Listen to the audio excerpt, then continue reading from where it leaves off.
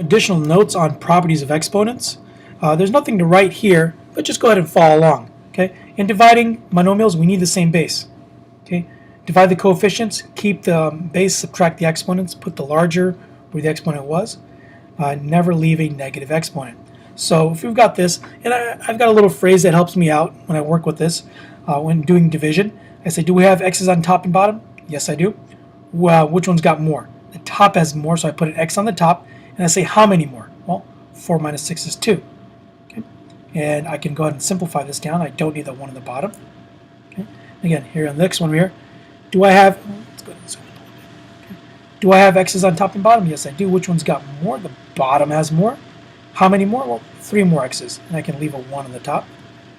When we've got coefficients over here, we go ahead and just simplify the coefficients. 3 over 6 is 1 over 2. And like I said, do I have x's on top and bottom? Yes, I do. Which one's got more? The bottom. The bottom has 5 more x's right there.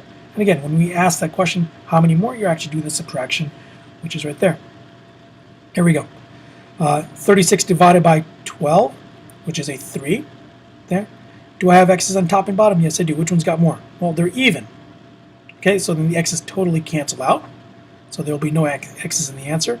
Do I have y's on top and bottom? Yes, I do. Which one's got more? The bottom has more, and it's got 2 more. Do I have z's on top and bottom? I don't. So I just leave the z where it is. So this is your answer right there. Okay.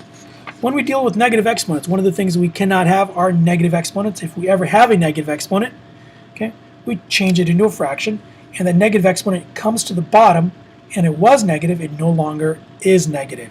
Okay. So here's an example. We've got x to the negative 2. If there isn't a fraction, we make it into a fraction. Okay. This, we circle this and move it to the bottom. It was a negative when it was on top of the fraction. It's no longer negative when we move it to the bottom.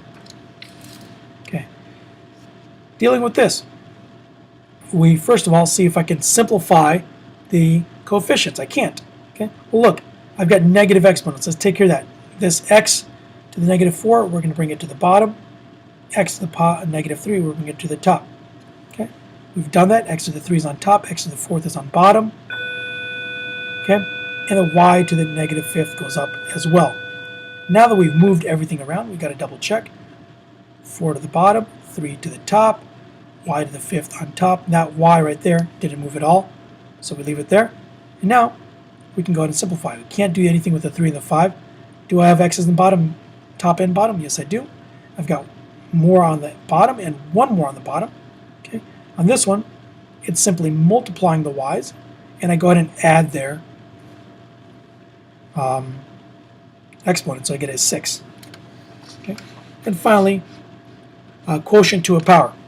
This exponent on the outside, we take it to the power of both the top and bottom, so it becomes a to the nth power and b to the nth power. We kind of distribute that exponent to both the top and bottom. Okay, really quickly. An example: we have 2 on the outside and 2/3, so we take the 2, put it to the 2 and to the 3 on the bottom. 2 squared is 4, 3 squared is 9. And this concludes our notes for monomials.